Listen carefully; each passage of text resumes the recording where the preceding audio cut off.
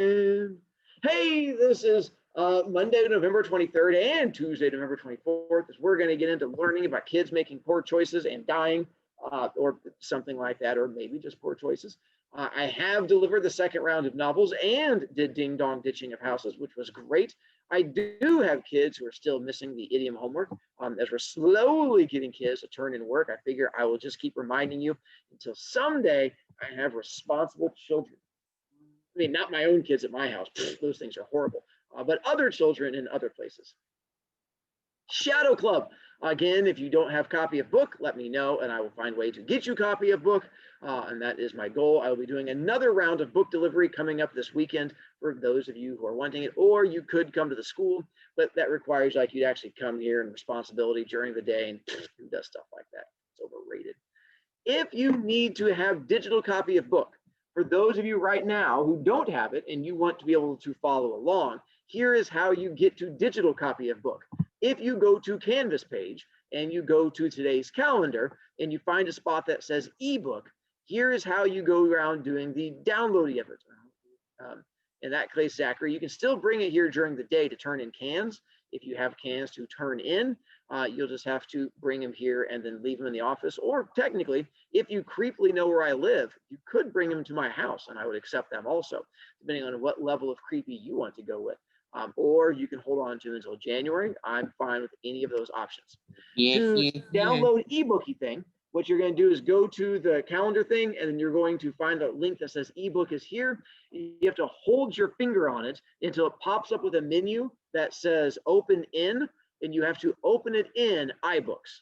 So if you just download it, it's not going to do you any good. So you have to hold it down and then open in iBooks, and then you are good to go.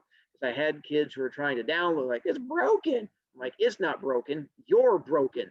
You have to hold it, open it in iBooks, and then you're good to go from there. And that's just hopefully temporary until you get paper copy. And you don't have to use it nonstop, but we'll see. Again, idiom homework. That's just my reminder to yell at children, but we've already done that. Okay.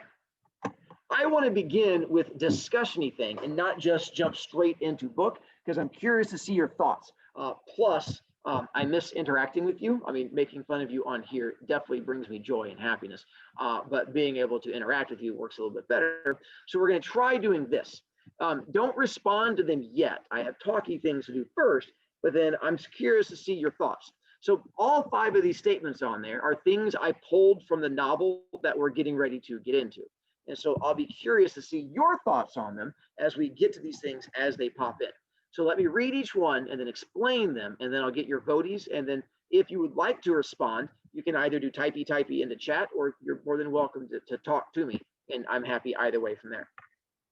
So it says, 1, I have enjoyed getting revenge on someone in the past. 2, any kid that gets detention with the principal is a bad kid. 3, I would intervene if I saw my bully getting beat up. 4, loudly announcing to the whole class that someone has ugly clothes is an example of bullying. Nice. And 5, I would report my BFF, your bestest friend ever, for doing something majorly bad, which we'll talk about in a second, what kind of majorly bad it is, no matter the consequences, depending on what your moral decisions are going to be. All right, to number 1, let me explain, and then I'm going to have you guys do voting thing. So it says, I've enjoyed getting revenge on someone in the past. This whole book is about getting revenge. The Shadow Club is essentially a club that gets formed in the school where the kids go around just getting revenge on other people. So it comes down to, do you enjoy getting revenge on bullies and people that you do not like? So we'll go with those of you who say, yes, I am pro-revenge, heart bubble it. Those of you who are no, anti-revenge, then you can do a little crying face. And I'm trying to give you an idea of which kids am I responding things on there. And if you don't have the symbols, I guess you could use your own. Oh, there we go. Only 5 of you, there you go, 6 of you have responded. I had a prank war. Oh, well, that sounds like it. I'm not sure that quite counts as revenge on that one. For those of you who are pro-revenge, which seems to be a frightening number of you, which is kind of scary that you guys are a very vindictive group. Remind me to never cross any of you. then you'll probably definitely enjoy what goes on in this book, because it's all about getting revenge on people. Very, very detailed and horrible revenge that leads to a kid's death. And then it sort of comes to what do you do once it's gone? It's all fun and games until you put out someone's eye and kill them. And then what do you do after that? Then, all right. Number 2, any kid that gets detention with the principal is a bad kid. Don't vote yet. I'm going to give you a bit more explaining things onto this one. So my thought on this is not it was an accident, not they weren't supposed to get in trouble, not, oh, the teacher must be mad at them. No, I mean, they did a thing and they admit to doing a thing and they are like, yep, I definitely did that thing. Oh no, I'm sorry to hear that, Wyatt. And then at that point, they admit to doing thing and they get not detention with teacher, but the one like in the office sitting next to the principal who has to pull them in and talk to them. So if that's what it is, do you consider that person a bad kid? And now I'll take your voting on, does that make them a bad person or not bad person? Oh, wow, interesting. It seems the vast majority of you say no. Interesting. Okay, then hang on. Well, then I'm going to need more information from you guys here in a second. Let's hang on. I'm looking for those of you who have your camera on. I'm looking at your faces right now. I'm going to have you answer this by either going up and down Z's or back and forth Z's. Here's my question. In your opinion, do we have bad kids here at school now? I mean, obviously not virtually, but that attend.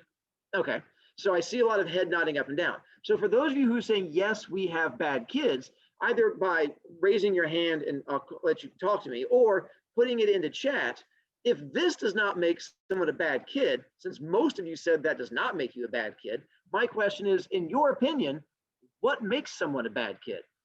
Jeriel? Constantly doing the bad thing on purpose. Like, depends what it is. Like, getting bad grades, it doesn't, and you get detention, doesn't mean you're a bad kid. Just means you're a bad student. Because, like, if you're trying to raise your grades, but you're still getting, like, D's, B's, F's, and stuff like that, doesn't really make you a bad kid, but it's a bad student. But if you keep on punching, kicking, screaming, stuff like that, then it makes you a bad kid. So it depends what you do. I would definitely not include grades. I agree with you completely on that one. I don't think grades should be included in there. You should not get a detention for bad grades. That's a whole different issue. I would say more for actions that you do. Yeah, so don't include don't include grades in that one, because I would agree. I would never judge kids on that part of it. All right, Kate, what are your thoughts on that one? I would say doing something bad or bullying someone over and over again would make you a bad kid. So you're saying it has to be the going, because we're going to get into bullying. So you're saying that repeated bullying over and over thing. All right, we're going to get into that repeated thing here in a moment. We're going to assume the kid that got the detention, the principal was doing it repeatedly, but we'll come back to that. All right, Max. It depends on if the student gets detention multiple times, or this like it was a one-time thing. Like if this is like the kid's like 10th detention, then yes, I would say yes. But if it's his first time or her first time, then no. I appreciate you opening up the gender and saying that girls can be hooligans and get in trouble too. That was very nice of you. To not be sexist against the girls that say that girls can be also bad people. Jeriel? How come sometimes in schools when somebody's getting bullied and then they finally step up to the bullies, why does they get in trouble too when they're the one being harassed multiple times day after day and the teacher's not doing anything? I agree. And that's one of those things where it seems to be it's always the second. It's like a teacher rule or a school rule. It's always the second kid that gets caught in things. And I feel the same way. That kind of gets addressed in our book as we get into it. That was one of the reasons I like it, is they get into the fact of it is the kid who is the retaliating is the one that gets caught, which oftentimes feels not like justice because it's the bully who does not get in as much trouble. And I absolutely feel you on that one. And I think that's a lot of what discussions we're going to get into is the whole idea of what goes into being a bully, because that's part of what here is you guys were saying that doesn't make them a bad kid. It requires them to do like things multiple times. I'll be interested when we get into this book on which group you guys agree with. the group doing the revenge or the bullies, and whether you think they actually qualify as bullies or not. I think we're going to have some interesting discussions with you guys. All right. Ooh, so number 3 then, I'm definitely interested. It says, I would intervene if I saw my bully getting beat up. So before you vote at all, I'm going to go with off curiosity for those who camera on or camera off. How many of you, I have you do a thumbs up for it, have somebody that you consider your bully, like that person you don't like, who torments you and makes you unhappy? Just give me like, if you do like the thumbs up thing like that. I'm just curious to see. Can it be from my old school? Absolutely. If that's the person that, all right. And that's part of it. I was just curious as we got into it. How many of you guys even have some, because I had a lot of kids earlier who were just like, no, I'm happy with everybody. I'm like, there's jerks in the world, but I have, and other kids are like, no, Bobby, I hate Bobby. That kid does everything to make me mad. I'm like, wow, that Bobby shot. And so I was just trying to figure out where you guys were with that one. All right. So that goes to number 3 then. For those of you who do have a bully who comes after you then, if you were to witness them getting beat up, either physically or online, like someone posted a TikTok of them doing like an embarrassing thing and they got caught in their underwear and they posted it to TikTok and like everyone's on there laughing about them. Or it was like, you see them physically getting beat up. The question is, if you saw that, would you stop it or would you participate? So I would intervene, meaning you would stop it. So heart bubble, you would try to stop your bully from getting beat up, or disagree, sad face, if you're like, nope, I would not stop it and I would just watch it happen. Interesting.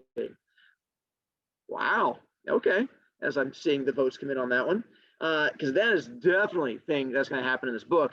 Is so apparently you guys would watch your bully get beat. So that becomes part of what happens in book, is that kid gets to watch his bully get beat up, and it becomes that what do you do as you watch that happen. So apparently you guys were all in that same boat. All right. Oh, that's nice of you then. You would only because he's your brother. Well, oh my goodness. Well, yes, if he was 8, I would hope you would probably stop in on that one and not just sit there and clap and watch it happen. All right. Number 4. Another one on here is to figure out what you guys consider an example. So as an example, let's say, all right, this kid comes into class every day and he starts attacking poor Max. And he's like, what?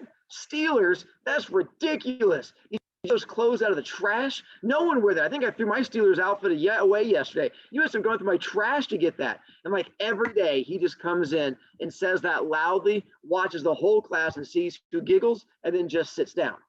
My question is, if he does that qualify as bullying, or is that just being like an annoying person? So those of you who say bullying, heart bubble. Those of you who say no, you're just being an annoying person, crying face. And hang on, Kate.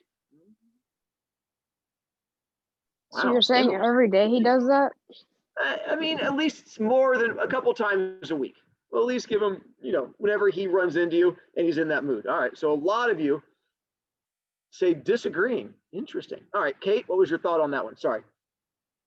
I was gonna say if like they're friends and he like Max is taking the joke well, then it doesn't matter. But like if they're not friends, yeah. Not a bad point, because what's going to happen in the story is that people think the two of them are friends, but really they're kind of one of those more frenemies kind of thing, where on the outside everyone's like, oh, they must really get along, where really Max is like, I hate that kid, he is a jerk, and he's just putting me down because he's a Patriots fan and he's just jealous of me the whole time. And so you have that idea where how he feels versus the outside thing are like two different viewpoints. But the idea of seeing them as friends is an interesting put right in there. All right. Now, number 5, last big thing we're going to get to have in the book, I would report my best friend for doing something majorly bad, no matter the consequences. So let me give you an example. Let's say, trying to think of a good example. Your friend, your best friend in the world does a thing that gets another kid kicked out of school, but your friend did it, like a prank on a teacher, and some innocent kid who is not even involved gets blamed, and that kid gets kicked out of school, but your friend did it. So the question is, do you turn in your friend because they ruined this other person's life, or do you stay quiet to save your friend? So if you would report your friend, give me a heart bubble. If you would not report friend, crying face. It depends what they did. We're going to say it's a pretty bad thing is what they did, but it seems like we're kind of split on this one. That's going to be the decision that one of the characters has to make in the story, where they have a friend who does a really bad thing. I didn't want to give it away, but it definitely is like, and we're talking like BFF, best friend forever, does bad thing. And now you have to make decision. Do you turn in your friend and ruin their life, but save an innocent person? Or do you just let that innocent person suffer and let it sit on your soul? That's what we get into. I got to tell you, with the answers you gave me, I am intrigued to see how you guys react to this book. I think it's going to be kind of fun. All right. Wow. Take the blame. Is this like yourself. an illegal thing, or is this like a... We'll go with yes. I don't want to give it away too much. We'll go with, yeah, it's in that illegal area. That shouldn't do it. That shouldn't have happened like that. I would probably take the blame. I'll take the blame. But if it's something like, what's called, stealing something big, murder, or something like that, then I'm gonna turn them in. It's murder. Yeah, but if it's not that severe, I'll just frame somebody else who I hate. I'm not afraid. Oh my goodness, Antoinette. Yeah, I was gonna say if it's like it has to do with like school or just not something as big, then I wouldn't. But if it had to do with like legal issues, like the police and stuff, then I would. Yeah. Did you just refer to school as not that important? Is that what I picked up on you trying to? Wow. Yeah. I totally agree. Yeah, I'm pretty sure half the class does. It also depends on who the other person is. You guys put a lot of qualifications on your morals now, whether you're going to be a good person or not. Now I'm kind of scared to see what your guys' thoughts are as we get into the book. Apparently some of you guys are a little on the shady side. Not trying to throw too much blame there, but all right. All right. So here's the part where I get to start reading book to you. You will eventually read the book on your own, but not until after Thanksgiving. I'm going to be reading the book with you guys for a bit because I want to get to like a big scene. I want to be able to explain things as we get into it. So I'll be reading with you guys for a bit.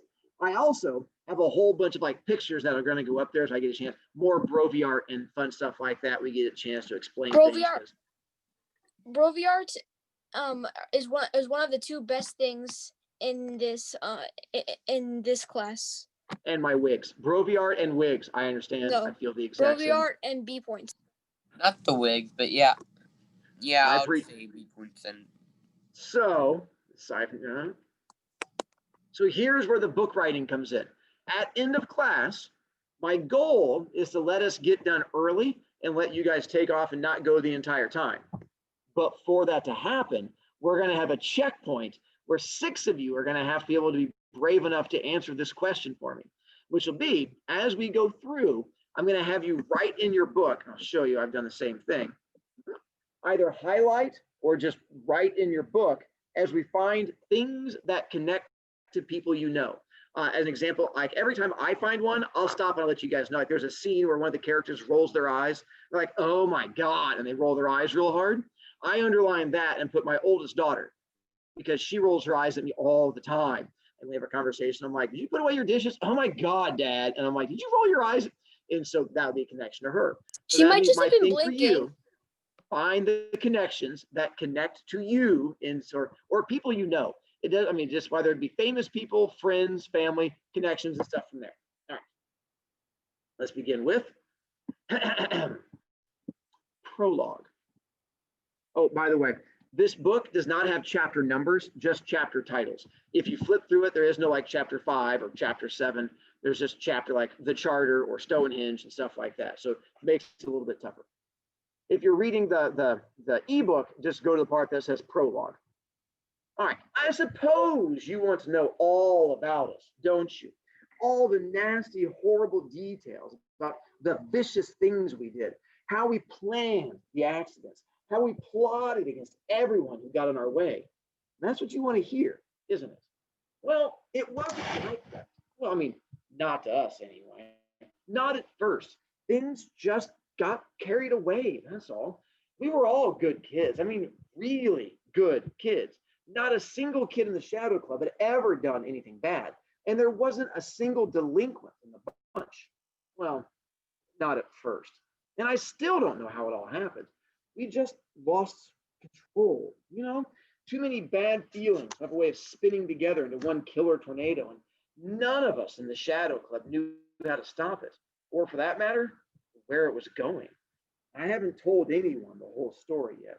I don't like to talk about it because it scares me. I get nightmares. When I was little, I got nightmares about werewolves or dumb things like that. Now, I get nightmares about myself. And since it happened, I've been catching other kids looking at me funny, like I'm a different person now, like I'm that monster I dream about. But it's not true. I don't know how to prove to them that I'm still me. I'm just a whole lot smarter now. That's all. Like I said, I haven't told anyone. I can't keep it in anymore. If I do, I'll go crazy. So listen closely, and I'll tell you all there is to know about the Shadow Club. But you have to promise you won't hate me when I'm done. I'll begin long before any of the bad stuff happened, before I even spied on Tyson McGaw, even before that first meeting, way back when that tornado wasn't even a breeze, just a bunch of thoughts kept secretly in the back of our minds, thoughts we were sure no one else could understand. It all started that day in the graveyard. Two things I marked in here. One, if you go back to that very first part where it says, really good kids, not a single kid that did anything bad, I highlighted that and put me in junior high. In junior high, I was the goody two shoes good kid. And then when it says delinquent, a delinquent is a criminal that makes poor choices. I highlighted that and then put me in high school. I went from goody good kid to getting arrested in the first year of high school, and then getting arrested in college, and I made poor choices. What did he Stories do to I'll get tell you arrested about in later high this school? year. Oh. So I'll be more than happy to tell you my stories, but that'll be later on. So I made, and then I also on that second page where it says the person, the monsters that I get nightmares about, I highlighted that, and I also put myself, because I figure that for a lot of kids, I'm the thing that gives them nightmares. You don't have to nod your head so much, but yes, that I'm the thing that gives kids. Apparently, for many of you, that hit really close to home. You're like, oh my God, Mr. Brobiak, every night I cry myself to sleep. Yes, I'm right here. I can see you. Don't make a grown man cry. Chapter, stupid talk. It was the strangest place for anyone. Oh, wait, before we get into it, I'm going to show you guys a picture. We're going to talk about a gazebo here in just a moment. And so I had a kid who didn't know what a gazebo was. This is a gazebo. It's like an outdoorsy covered area that's open. There's a lot of neighborhoods who have them. Woodbury, where I used to live, had gazebos, and they tore them down recently, and now they just have like bushes, which is not nearly as much fun. Anderson Hall normally has get married on gazebos. those? What's that? Don't people normally get married on those? They do. This is one that's going to be, they're also going to use for the same thing. You are correct. Anderson Hall has small ones. I've walked my dog through that neighborhood, and they have like just random ones like on the side of the walk. And so it's just like this outdoor covered area. And yes, if you get an outdoor wedding, a lot of times they'll use them for those, because that's what this, as you can see in the picture, so that same idea. So that's what a gazebo is. Chapter, stupid talk. It was the strangest place for anyone to have a wedding. And whoever came up with the idea of having weddings there must have had a very sick mind. This town has to be the only town in the history of the world that has weddings in a cemetery. Anyway, it was the first day of September, and we all stood there in the rose garden at the very edge of Shady Bluff Memorial Park, sipping punch from tiny cups and stuffing our faces with little cheese hors d'oeuvres, waiting for the wedding to start. Cheryl's mom was getting married. Cheryl had been nervously chewing the lip of her cup until there was none of it left, and checking to see if her hair was still in place. She had good reason to be nervous, since it was her mother's wedding, and she was about to have a new father. But that wasn't the only reason she was nervous. I just know they're going to ask me to sing, Cheryl mumbled under her breath. Huh? Said Randall, her younger brother. Sing? They're going to ask me to sing? Oh, don't be dumb, he said. People don't sing in cemeteries, which was a good point. No, I mean later, said Cheryl. At the house, during the party, they always ask me to sing. Randall rolled his eyeballs so far back you could almost hear them turning in his head. Like when? That's the part where I wrote my daughter's name next to it, because it was definitely Kai that does that to me. Cheryl thought for a moment, then a smirk spread over her face. Like at your birthday party? She said triumphantly. She looked at me, but I knew better than to stick my nose in this one. My nose has been whacked too many times for being where it never should have been in the first place. This was their argument. Yeah, well, okay. Guess what? Said Randall. I got news for you. Nobody asked you. You just got up there and sang anyway, all on your lonesome. That's not true, said Cheryl. Somebody asked me. Who? I don't remember who. That doesn't matter. But the point is, I was asked, and as I recall, everyone clapped. They clapped because I blew out the candles, said Randall. Oh, I mean, well, yeah, that too. But they liked the way I led Happy Birthday. I kept them all in tune. You were louder than everyone else, you mean. And you didn't have to stand on a chair. That was embarrassing. By the way, I highlighted the standing on a chair. When you guys give speeches for me coming up next semester, every speech you give, you have to stand on a chair when you give the speech, because that way it makes it feel more awkward and much more fun for me. And so it's standing on a chair is a thing I make kids do. It just makes it better. You'll just roll. It's okay. Someone has to lead, demanded Cheryl. It's like the national anthem at a ball game. Someone has to lead it, or everyone sings at the wrong time, out of tune, and it sounds lousy. It was about this time that I forced my ears closed and tuned the two of them out. All right, true. Cheryl and Randall were my friends, but there's only so much stupid talk a human brain can listen to. And when Cheryl and Randall got started, they could stupid talk each other until their mouths wore out. I turned off my brain whenever my parents did it, and I turned off my brain whenever my friends did it. Quick pause on that one. Where it says stupid talk, I highlighted that one and put my students out next to it. And then when it says I turned off my brain whenever they talked, I highlighted that part and also put my students, because I'm assuming that you guys turn off your brain as soon as I start talking. And many of you guys looking at me now going, Mr. Brody, I'm already dumb. So that was my connection for you guys. All right. I was closer friends with Cheryl than I was with Randall. In fact, you could say that Cheryl was my best friend.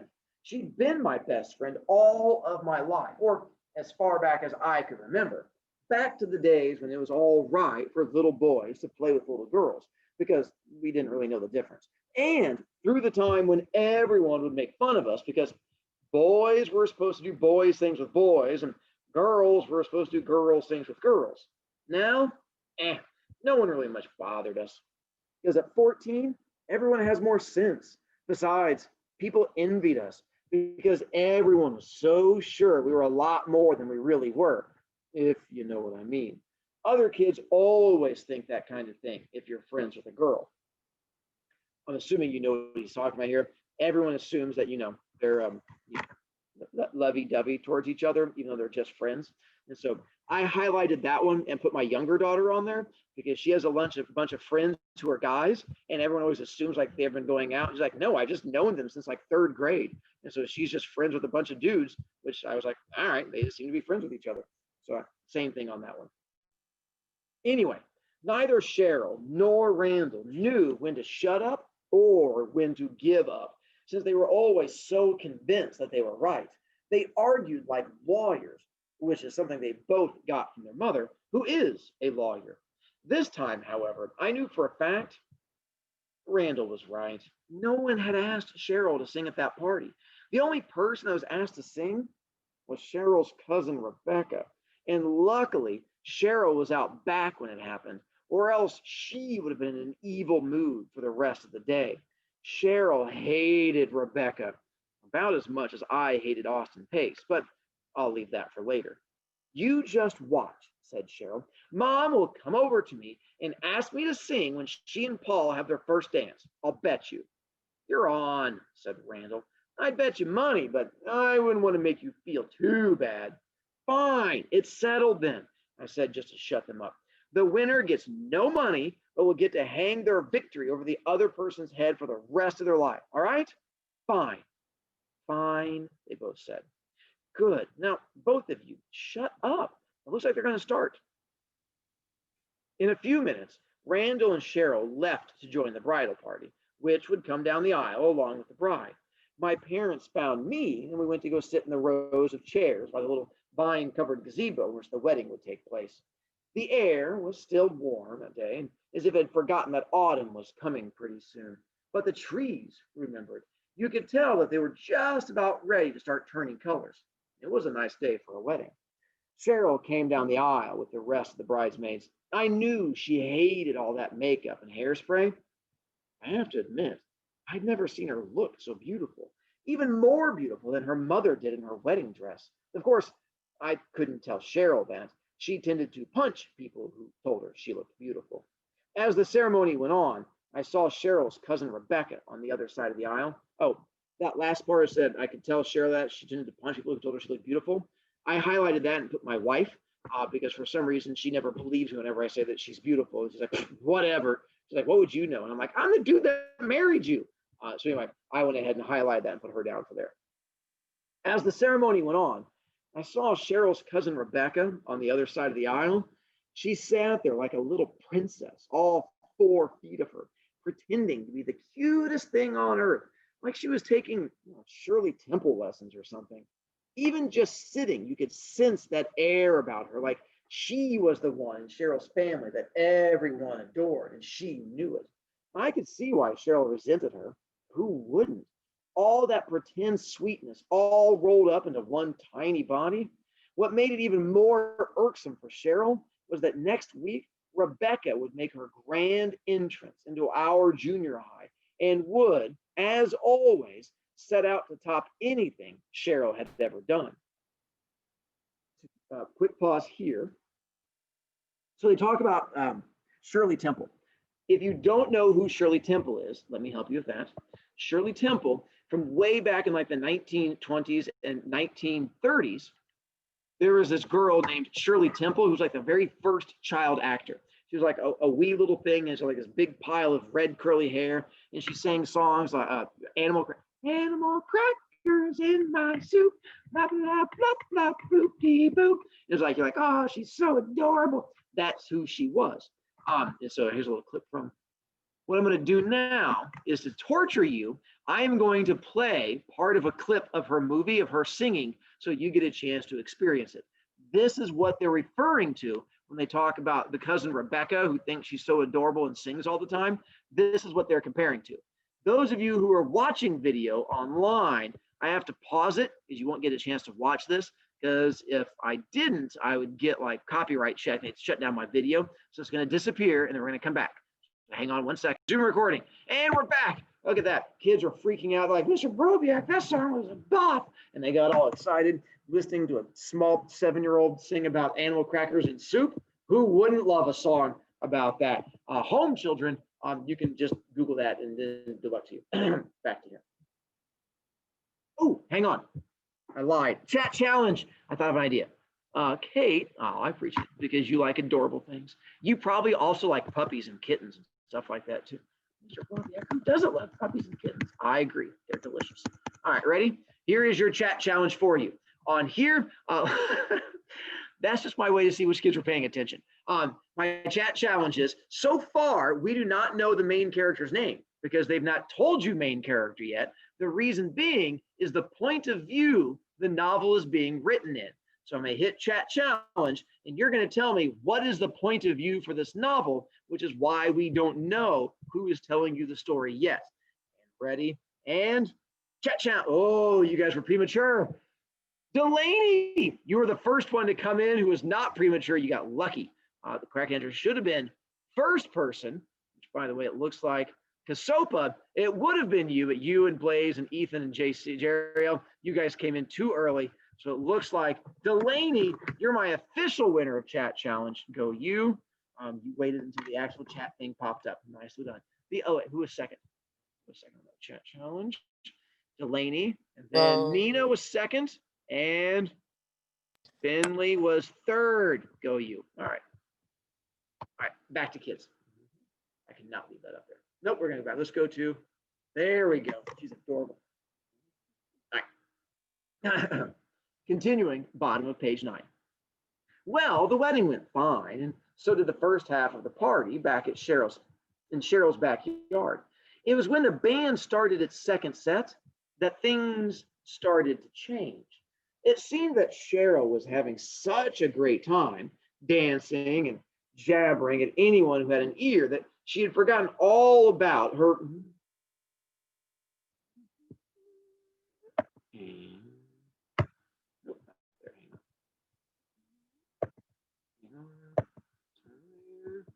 And removing a child. Cancel. The choices that we make. There we go. There we go. Sorry. Jabbering at anyone who had an ear that she forgot all about her little bet with Randall back in the old graveyard rose garden. It could have gone forgotten, and no one, not even Randall, would have cared, but something happened. Cheryl and I were dancing quite a lot since we both really like to dance, and we're tiring ourselves out when the lead singer ended the song and began talking. "How we doing out there?" he asked the guests. A few people mumbled, "Good, good, great," said the lead singer. "Now we have a very special request. I understand there is a young lady here who's quite a singer." "I knew it," said Cheryl, and she cleared her throat half a dozen times. "And we have a very forgiven special request from the bride for her to come up here and give us a song." Cheryl cracked her knuckles, which made me wince, and then cleared her throat again. Randall, from across the yard, caught her gaze, amazed that his sister was actually going to win. "So maybe if we give her a great big hand, she'll come on up and sing for us." Cheryl bit her lip and leaned forward, sure that the eyes of the whole world were looking at her. The singer found a big smile. "Let's hear it for Rebecca!" Cheryl took one step forward, and then it hit her. You could almost hear her jaw drop open. People began to applaud. Randall began to laugh. Then he turned to Cheryl, scratched his head, and gave her his best monkey impersonation. Cheryl ignored him and turned to me. For a split second, she had that look in her eye that you only see in movies about people possessed by the devil. But the look faded. She sighed and said, "Well, that just figures, doesn't it?" I highlighted that part about the look like the devil, and I put down your English teacher, because I have a feeling that's probably one that you guys definitely would connect between the two, your English teacher and having that, possessed demonic look. "You should go up there and sing with her," I said. "No," said Cheryl. "I wasn't asked, and darned if I'm going to make a fool of myself like she's going to." Rebecca stepped out onto the patio where the band was. She was all of 12, but looked more like she was 9, even younger with the cutesy dress she was wearing. Ugh, surely temple lessons. The band began to play and request a song, and Rebecca began to pretend she was a rock star. Personally, I thought that Cheryl sang a little bit better, but I don't know. What do I know? Needless to say, Cheryl and I didn't dance. We sat down at a table. I could feel all the food and dancing already taking its toll on my stomach. Or maybe it was just the song. The second best never get any credit," said Cheryl. "Not even from their parents." "You're not second best," I offered. "No, I am. They're right. She does sing better than me." Cheryl played with a fork on somebody else's dessert plate. Had been left there, and that somebody else had gotten up to dance. But you know what really ticks me off? Singing is the thing I do best. I mean, if there was anything else that I could really do well, it wouldn't be so bad. But I can't. All I can really do is sing, you know? She tapped the icing-covered fork a few times, and then a smile appeared on her face. "I wish we were back in the cemetery." "But why?" "Because if we were, then sweet little Becky would never make it out of there alive." And then she laughed, that sinister laugh reserved for mad scientists. By the way, we're still in the middle of page 12 for those of you who had connection issues, about halfway down page 12. "Oh, you wouldn't hurt her and you know it." "Yeah, but all right, but I can have lots of fun pretending, can't I?" She put down the fork and thought for a moment. Let's see, what could we do? We could, all right, we could wire her braces shut so she couldn't sing, only hum. Oh, that's pretty good, I said, smiling. All right, how about putting hydrochloric acid in her punch? No, said Cheryl, getting excited. Okay. We're going to get an enormous cork, cover it with super glue, drop it in the barrel on Halloween when it's her turn to bob for apples. Okay, wait. Okay. We scare her so much that she screams so loud she can never sing again. No mess, no evidence. What genius, Cheryl laughed. What genius. Okay, how about we send her in for a tonsillectomy, but we write on her chart to remove her vocal cords instead. Oh, that's sick, Cheryl. Look who's talking, Jared. We both laughed for a while, then looked over at little Miss Goldenthroat, holding the microphone like she was His name is born Jared. in her hands. Yep, her name is Jared, not Jeriel. Jared, different person. Don't you ever imagine doing nasty things to the people that really tick you off like that? That was a question I didn't even have to think about. Like every day. I'll bet I know just who it is. She giggled. Yeah, she knew who, all right. It didn't take much thinking to figure out. It was Austin Pace, my very good friend, Austin Pace, my buddy, my teammate, my pal. It's kind of a weird feeling to hate a friend. You don't know whether to go and have fun together or to punch him out. Not that I would ever punch Austin out. It's just that sometimes you like to think about it, that's all. Kind of like throwing darts at someone's picture. Again, I highlighted that part and put my students, because I'm assuming that when you guys get mad at me, you draw pictures of me, just sit there and like stab it over and over again. You're like, die, angry wig wearing man. You like stab it to try and get the anger bits out. At least that's what I imagine. The song ended and everyone applauded. Then the lead singer got the microphone again and said, let's hear it for Rebecca. The applause got louder. Cheryl grimaced. You want to hear another one? Asked the lead singer. Cheryl looked at me with that please God no expression on her face, but the applause got louder. Rebecca mumbled something to the band. They nodded and started up again, another big dance number. Rebecca began to bounce around again and strut across the stage, all proud. Then Cheryl and I watched some old relative toss flowers at Rebecca from the floral centerpieces on the tables, and she put one behind her ear. Oh, I think I'm going to be sick, said Cheryl, as we watched a scene that was beginning to resemble a freak show. All right, hang on. We're going to do two things. One, I have not done a video check. So we're going to do video check real quick.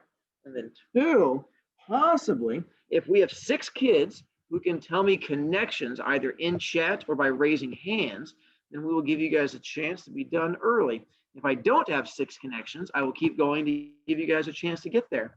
Those of you who have not videoed on, if you're going to make me be mean to you, I'm going to start charging you points. And so far, it looks like I've got about 6 of you. Hang on, don't yell at me yet. I'm still having to go through and figure out my dead kids.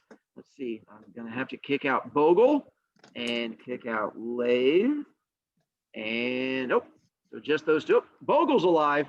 And just Lathe is my dead kid. So, oh, there's his living kid. All right, now we're back again. All right, then you can either put it into Chatty Bits so I can count it there, or you can do raise your hand and tell me that way. I'm looking for my 6 connections. Kasopa, I'm going to need more of a connection than that. I mean, although I did like what you wrote down in there, but I'm not quite sure what part that's connecting to. All right, Blaze, I'm assuming you already have one to connect for me. Yes. So there's this kid in my old school in 6th grade. And it said they argued like lawyers, which is something they both got from their mother, who is a lawyer. This kid Anastasia, she argues like a lawyer, and her mother is a lawyer.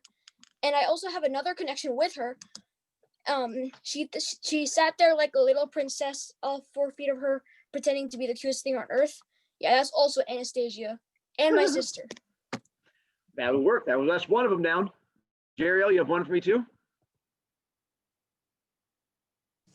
The ones I'm trying to put down is I was a good kid. I wasn't a delinquent, which my brother always says, but he really is.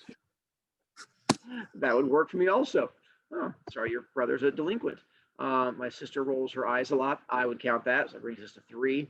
My brother is a really smart kid. Is that from the very beginning when we talked about being the really smart kid? I'm trying to remember which part that was the connection to on that one. Then Ellie, you have another one for me? Promise you won't hate me when you're done. That I think relates to like when friends are about to tell you the truth about something. Does that happen a lot with you? Not a sorry. lot. Okay, just check it. Kate, what do you have for me then? I don't know if this really counts, but I just wanted to let everyone know.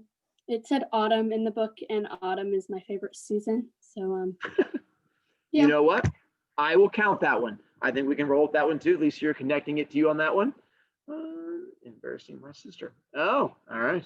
And then I think that works from there. I think we're looking for one more. I'm currently at 5. One more makes 6. And if not, I can keep reading, and that's fine with me. I love the sound of my own voice. I have also. one. Well, the problem is you've already gone. You can't go. You can, but I need 6 different people. That was the bravery part of coming into that one. And right now we're at 5 different people. You've already done your part. And then apparently, all right. You guys do like the sound of Mr. lightning. Brevia. I'm watching. Ethan, are you yelling at me? Yeah. What's up? Stupid talk, because my cousin yells stupid, like he talks stupid sometimes. I will accept that. Attacking your Yeah. cousin works for me. And my sister doesn't like. Allie does not like Doesn't that make it easier? That means you just get to make fun of her all the time. So that makes her happy. That's like your gift to her. Those Musgrave sisters. All right, I guess we'll be done then. Now here's the bad news. Your homework for me is to get your missing work done. I'm not giving you more work. Those of you who have not turned in my idiom thing, get my homework turned in. Mina, watch out. There's a random blonde girl running around your room. I don't want her to attack you. It seems like for the rest of you who are not getting attacked by random blonde girls, get my homework turned in. That's the only homework you have for me. You're not going to see me again until next Monday. When I said random blonde girl, that was not summoning you, Gabby. I'm not trying to summon a sister and have a random sister appear. I could see that just because you torture Lily every day, that you could overhear me yelling random blonde girl, and he's like, that must be me. You come running into the screen. Goodness gracious. Anyway, for the rest of you, enjoy your break, hang out, see friends, family. For me, do not read the book. I'm not assigning the book to you. We're going to read it together later. Have fun. See you guys later. Wait, do you have school tomorrow? Bye. See you after You Thanksgiving. do have school tomorrow. Have a Not good with me, Thanksgiving, Mr. but you do have school Broviac. tomorrow. Bye. Thank you for such Okay. a good class. You're my favorite Toodaloo. teacher. Bye. Bye. Tootsies.